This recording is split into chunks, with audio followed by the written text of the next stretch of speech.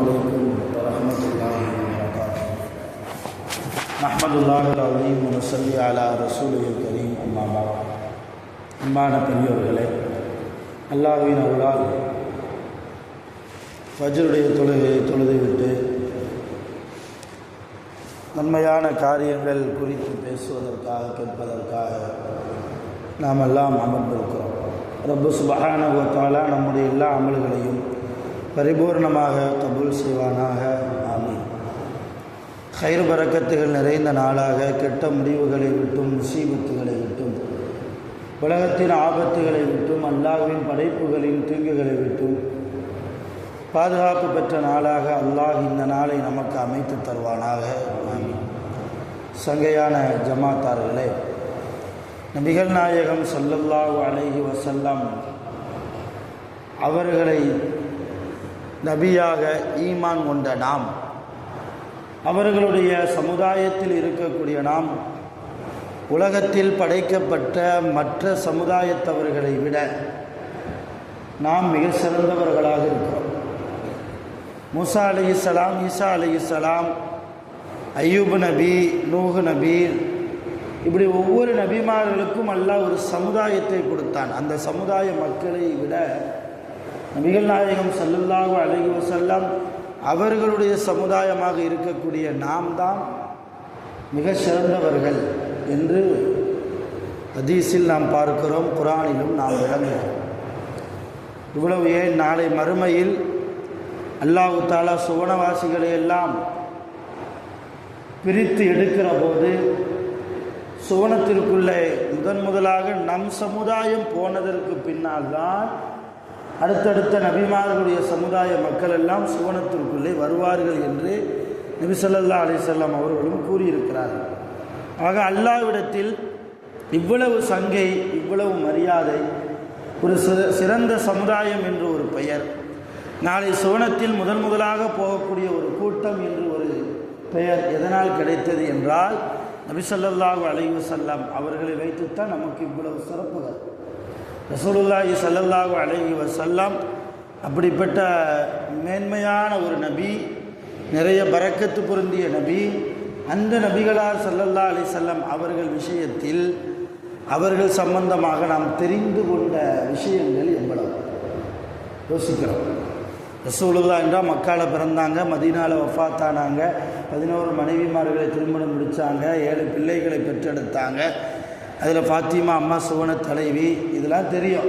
இதை தாண்டி ரசூலுல்லாவுடைய பரக்கத் என்ன, ரசூலுல்லாவுக்கு அல்லாஹ் கொடுத்த ஆற்றல் என்ன, ரசூலுல்லாவை பற்றி யாராவது ஏதாவது பேசினால் அவனுக்கு அல்லாஹ் கொடுத்த தண்டனை என்ன கடந்த காலத்தில் என்பதையெல்லாம் நாம் நம்முடைய சமுதாயத்தில், ரசூலுல்லாவுடைய சமுதாயத்தில் இருக்கக்கூடிய நாம் தெரிய வேண்டும். அடுத்த தலைமுறைக்கும் நாம் அந்த செய்தியை கடத்த வேண்டும். அருமையான பெருமக்களே, ரசூலுல்லாஹ் ஸல்லல்லாஹு அலைஹி வஸல்லம் அவர்களை பற்றி உண்டான முஹப்பத், அவர்கள் மீது வைக்கக்கூடிய முஹப்பத், அவருடைய குடும்பத்தார்கள் மீது வைக்கக்கூடிய அந்த முஹப்பத், இதை நம் பிள்ளைகளுக்கு கொடுப்பது ஃபர்லு. மார்க்கத்தில் எப்படி தொழுவது ஃபர்லோ, ரமலானில் நோன்பு நோற்பது ஃபர்லோ, ஜக்காத்து கடமையாக்கப்பட்டவர்கள் அதை கொடுப்பது ஃபர்லோ, வசதி வாய்ப்பு இருப்பவர்கள், உடல் திராகாத்திரம் இருப்பவர்கள் ஹஜ்ஜி செய்வது ஃபர்லோ. அதே போன்று நபிகளார் ஸல்லல்லாஹு அலைஹி வஸல்லம் அவர்களுக்குண்டான முஹப்பத்தை, அவர்கள் குடும்பத்தை நேசிக்க வேண்டும் என்கிற விஷயத்தை நம் குழந்தைகளுக்கு நாம் கற்றுக் கொடுப்பது, நம் மனைவிமார்களுக்கு கற்றுக் கொடுப்பது, நம்முடைய பொறுப்புக்கு கீழே இருப்பவர்களுக்கு நாம் சொல்லித் தருவது நம் மீது கடமை, ஃபர்லாக இருக்கிறது. நிறைய பேர் அல்லாஹ்வை வணங்குறோம், லா இலாஹ இல்லல்லாஹ் அதில் கரெக்டாக இருக்கும், முஹம்மது ரசூலுல்லாவை விட்டுடுறோம். முஹம்மது நபி யார், எப்படிப்பட்டவர்கள், எவ்வளவு கண்ணியமானவர்கள், எவ்வளவு ஆற்றல் மிக்கவர்கள். அல்லாமா ஹாஃபிஸ் இப்னு ஹஜர் அல் அஸ்கலானி ரஹ்மத்துல்லாஹ், இவங்க யாருன்னா புகாரி கிதாபுக்கு விளக்க உரை எழுதியவர்கள். ஃபத்ஹுல் பாரி அப்படின்னு ஒரு கிதாப் இருக்குது, ஃபத்ஹுல் பாரி. இந்த ஃபத்ஹுல் பாரி கிதாபு என்ன கிதாபு, புகாரி கிதாபுக்கு விளக்கமாக எழுதப்பட்ட ஒரு கிதாப். இந்த கிதாபை எழுதியவர்கள் அல்லாமா ஹாஃபிஸ் இப்னு ஹஜர் அல் அஸ்கலானி ரஹ்மத்துல்லாஹ். அவங்க துரருல் காமினா அப்படின்னு ஒரு கிதாபு எழுதியிருக்கிறாங்க. துரருல் காமினான்னு ஒரு கிதாப். அந்த கித்தாபிலே ரசூலுல்லாஹி ஸல்லல்லாஹு அலைஹி வஸல்லம் அவருடைய மாண்பை பற்றி எழுதி வருகிற போது ஒரு சம்பவத்தை பதிவு செய்கிறாங்க. என்ன சம்பவம்? முற்காலத்தில் கிறிஸ்தவர்கள்லாம் ஒரு மீட்டிங் போட்டாங்களாம். அவங்க மதத்தை சார்ந்த ஒரு விழா. அந்த விழாவிலே ஒரு கிறிஸ்தவ பாதிரியாரை அழைத்து சிறப்பு பேச்சாளராக அழைத்து பேச வச்சாங்க. வந்த கிறிஸ்தவ பாதிரியார் தன்னுடைய மதத்தை, தன்னுடைய மார்க்கத்தை, ஈசா அலைஹிஸ்ஸலாம், மரியம் அலைஹிஸ்ஸலாம் அவங்கள புகழ்ந்து பேசினா பரவாயில்ல. ஆனால் என்ன செஞ்சார்? நம்ம ரசூலுல்லாவை திட்டி பேச ஆரம்பித்தார். பக்கத்தில் ஒரு நாய் இருந்தது. பக்கத்தில் பாதுகாப்புக்காக ஒரு நாய் இருந்தது. எப்பொழுது இவர் ரசூலுல்லாவை திட்டி பேச ஆரம்பித்தாரோ அப்போ அந்த நாய் என்ன செஞ்சு தெரியுமா? அந்த பாதிரியாருடைய காலை கவுவதற்கு, காலை கடிப்பதற்கு பாஞ்சு வந்தது. உடனே பக்கத்தில் இருந்தவங்கெல்லாம் என்ன செஞ்சாங்க? அந்த நாயை தூரமான பகுதிக்கு கொண்டு போய் மக்கள் இல்லாத இடத்துல போய் கட்டி போட்டாங்க. இவர் மறுபடியும் பேசுகிறார், ரசூலுல்லாவை திட்டி பேசுகிறார். அப்போ கூட்டத்தில் இருந்த ஒருவர் எந்திரிச்சு சொன்னார், பேச்சை நிப்பாட்டுங்கன்னு, வேறு பேசுங்கன்னு. பேசுகிறதுக்கு வேறு பேச்சே இல்லையா? அந்த முகமது நபியைத்தான் திட்டணுமா?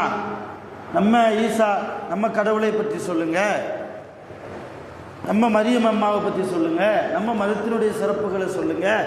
ஏன் அந்த முகமது நபியை திட்டுறீங்க?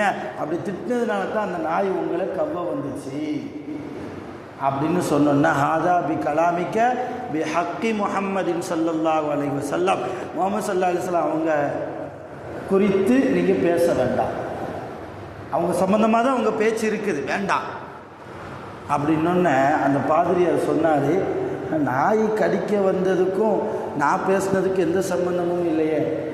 ஏன்னா பொதுவாக பயான் பேசக்கூடியவங்க கையை ஆட்டி ஆட்டி பேசுவாங்க இல்லையா? அதுதான் அவர் சொல்கிறார், நான் கையை ஆட்டி ஆட்டி பேசினேன், என் பக்கத்தில் இருந்த அந்த நாய் ஃபல்லன்ன இன்னி உரீது லர்பஹு, நான் அந்த நாயை அடிக்க போகிறேனோ அப்படின்னு நினச்சி அது என்ன தாக்க வந்துச்சே தவிர நான் பேசுகிறது அதுக்கு என்ன புரிய போகுது? நான் பேசுகிறது ஒரு அஞ்சறிவு ஜீவன், அந்த நாய்க்கு ஏதாவது புரியுமா? எதுவுமே நீங்கள் ஏன் வேறு மாதிரிலாம் கற்பனை செஞ்சு எடுக்கிறீங்க? நான் கையை அசைச்சு பேசுகிறேன், நாய் என் பக்கத்துலேயே இருக்குது, இப்போ நம்மளை அடிக்க வரானோ என்று சொல்லி பாதுகாப்புக்காக இன்னைக்கு அடிக்க வந்தது, அவ்வளவுதான்.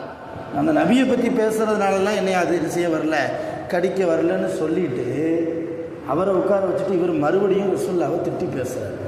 என்ன நடந்து தெரியுமா? ஃபத்துஹுல் பாரி என்ற அந்த புகாரி கிதாபுக்கு விளக்கமாக ஃபத்துஹுல் பாரியை எழுதிய அல்லாமா ஹாஃபில் இப்னு ஹஜர் அஸ்கலானி ரஹ்மத்துல்லாஹ் தன்னுடைய துரருல் காமினாவிலே இந்த சம்பவத்தை பதிவு செய்யும்போது சொல்கிறாங்க, மறுபடியும் அவன் ரொம்ப ஓவராக திட்டி பேசுகிற போது கட்டி போடப்பட்டிருந்த அந்த நாய் தன்னுடைய கட்டை அவிழ்த்து பாய்ந்து வந்து அந்த அந்த கிறிஸ்தவ பாதிரியாருடைய சங்கை கடித்து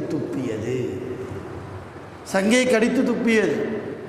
இதை பார்த்த உடனே அங்கே இருந்த ஃபஇந்தஹா அஸ்லம நஹ்வ 40,000 40,000 பேர் அங்கே கூட்டத்தில் இருந்தாங்க. அத்தனை பேர் முஸ்லீம் ஆயிட்டாங்க. இந்த செயலை பார்த்த உடனே ஒரு நாய்க்கே ரசூலுல்லாவுடைய அருமை தெரிகிறதா? ஒரு தடவை முகமது நபியை பற்றி பேசுகிறானன்னு கடிக்க வந்துச்சு, தூரத்தில் போய் கட்டி போட்டோம், அவர் திருந்தலை, மறுபடியும் பேச ஆரம்பித்தார். கட்டி போடப்பட்டிருந்த அந்த நாய் கட்டை அவிழ்த்து பாய்ந்து வந்து அவருடைய சங்கை கடித்து துப்புகிறது என்றால் அப்போ உண்மையிலேயே அவர் சத்திய நபிதான், அந்த மார்க்கம் இஸ்லாம் உறுதியான மார்க்கம் தான் என்று நம்பி ஃபைண்டகா அந்த இடத்திலேயே அஸ்லம முஸ்லீம் ஆயிட்டாங்க. எத்தனை பேர்? 40,000 பேர் முஸ்லீம் ஆனாங்க.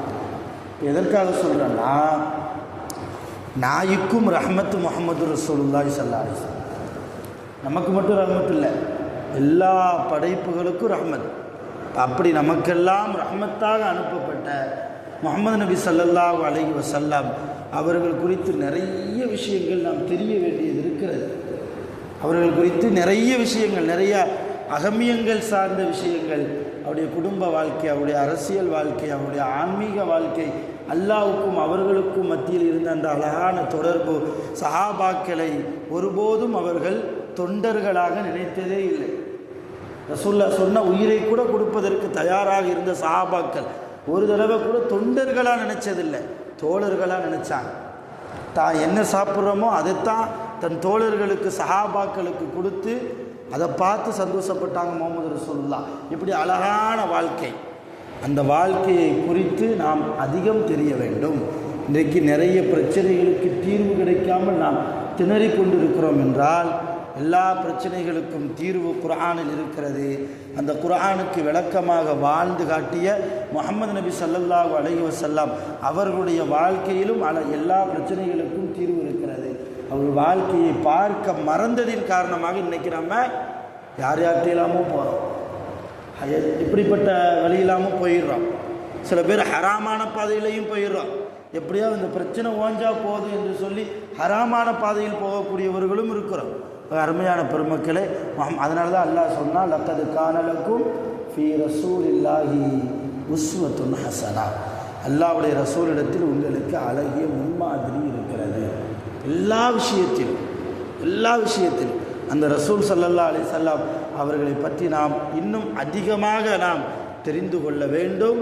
தெரிந்து கொள்வதோடு நிப்பாட்டி விடாமல் அவருடைய வாழ்க்கையை நம்முடைய வாழ்க்கையாக நாம் ஆக்கிக் கொள்வதற்கு முயற்சி செய்ய வேண்டும். வல்ல ரஹ்மான் அப்படிப்பட்ட நல்ல நசீபை நம் அனைவர்களுக்கும் நிரப்பமாக தந்து அருள் புரிவானாக. நபிகள் நாயகம் ஸல்லல்லாஹு அலைஹி வஸல்லம் அவர்களுடைய நேசவான்களாக நம் அனைவர்களையும் அல்லாஹ் மாற்றி கபூல் செய்வானாக. உடல் ஆரோக்கியத்தோடு ஆஃபியத்தோடு நோய் நொடிகள் இல்லாமல் ஆஸ்பத்திரி செலவுகள் இல்லாமல் உலகத்தில் வாழ்வதற்கு நீண்ட காலம் அமல் செய்து இபாதத் செய்து வாழ்வதற்கு அல்லாஹ் அருள் புரிவானாக. ஆகிர் தஅவானா அல்ஹம்துலில்லாஹி ரப்பில் ஆலமீன். சுப்ஹானல்லாஹி வ பிஹம்திஹி சுப்ஹானல்லாஹி வ பிஹம்திஹி அஷ்ஹது அன் லா இலாஹா இல்லா அன்த அஸ்தக்ஃபிருக வ அத்தூபு இலைக். ஆமீன். சுப்ஹான ரப்பிக ரப்பில் இஸ்ஸத்தி அம்மா யசிஃபூன். ஸலாமு அலல் முர்ஸலீன் வல்ஹம்துலில்லாஹி ரப்பில் ஆலமீன். ஸல்லல்லாஹு அலா முஹம்மத் ஸல்லல்லாஹு அலைஹி வஸல்லம். ஸல்லல்லாஹு அலா முஹம்மத் ஸல்லல்லாஹு அலைஹி வஸல்லம். ஸல்லல்லாஹு